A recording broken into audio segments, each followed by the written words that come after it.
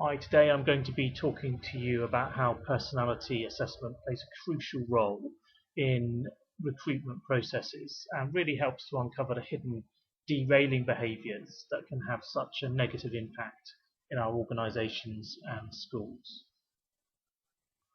So for those of you that don't know me, my name is Richard Colwell and I work with recruitment firms and schools to identify, engage and develop their top talent. I've also got a background in occupational psychology and over 10 years experience of headhunting professionals across the public sector and within education.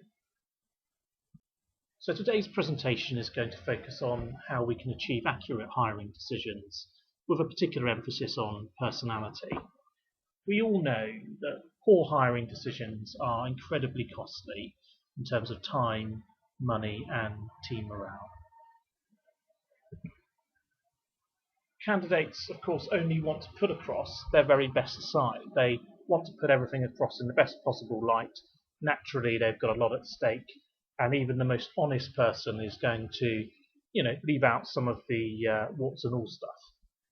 Obviously, you want to know what they're really like. If you're going to be investing a lot of time and money in this individual, and they're going to be having a huge impact across your organisation or school, it's so important that you're able to understand perhaps some of their imperfections as well as their strengths. But how do you get to that level of information? Obviously, in an interview, it's very difficult to get under the skin. You can perhaps decide whether somebody has the experience or competency.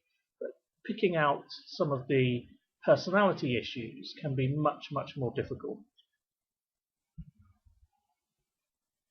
So in order for us to find the right fit for your organisation or school, it's really important that we look at the personality and values of the individual in some depth. And of course you can't do that without using psychometric assessments. Nobody's perfect, and within each individual there are going to be areas of the personality that are best suited to a particular environment and other areas that aren't. And of course we all have insecurities, defence mechanisms and idiosyncrasies. And when we're under pressure or perceived threats, we implement those mechanisms, and they were probably learnt back in our childhoods. During our formative years, it's fair to say, I think, that probably everybody at some point was either criticised, felt insecure about something, or felt under threat from something. No matter how good your childhood is, there are going to be times when you don't feel so good about things. And of course, that's all part of normal life. It's all part of our personal growth. During our childhood, though, we do develop coping mechanisms. And those coping mechanisms are often very successful. They help us get through our adolescence and our early adulthood, but quite a lot of them stick with us and they become less effective as we get older, as we go up the ladder in terms of our careers.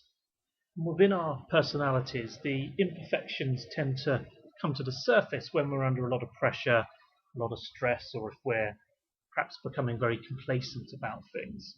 And typically when we're under pressure, it's been found that we either move against, towards or away from other people. This type of behaviour is often caused by people's distorted beliefs about how others will treat them. So one of the best ways of identifying the darker side of personality is to use a psychometric assessment tool called the Hogan Development Survey. It identifies 11 potential derailing behaviours. Most senior managers are going to have one or two areas that need to be explored in further detail. It's an assessment tool that helps to make your recruitment decisions legally defensible. And it enables you to reveal how others might realistically describe the individual's weak points. So it's not just about how they see themselves, but also about their reputation and how others might describe them. So what can the HDS tell you about your candidate's potential dark side? Well, there are 11 dimensions, and one of those dimensions is the excitable scale. People that score high on this will seem intense and energetic, but if they cross the line when they become pressured and stressed or complacent, they're going to become moody and hard to please. Such people are quite often volatile and can become very disappointed with things. Another of the dimensions is the skeptical scale.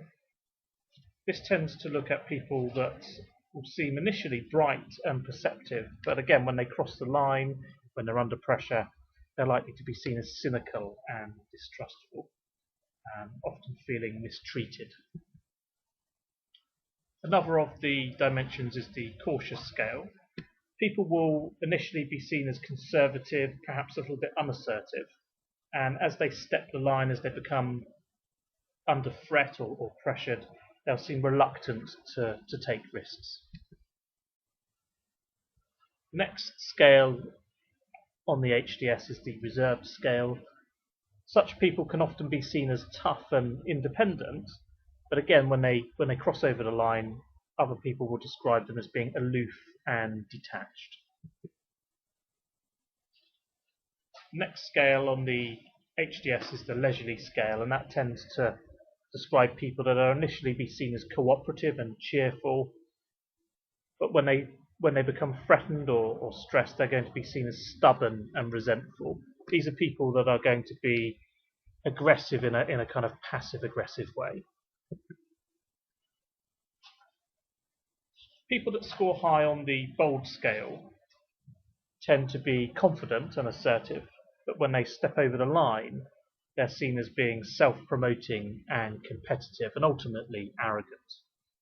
People that score high on the mischievous scale are often regarded as being charming and interesting individuals, but under intense pressure, or perhaps if they become bored or complacent, they're often regarded by others as being manipulative and exploitative. These are people that can end up taking risks without considering the consequences, and may believe that rules are boring and unnecessary. The next scale is the colourful scale, and individuals who score high on this dimension often seen as fun and socially skilled people. But when they're perhaps not stimulated in the right way, they're often attention seeking and can get quickly bored. People who score high on the imaginative scale are often innovative but unpredictable, and when they cross over the line, they're often regarded as being odd and self-absorbed.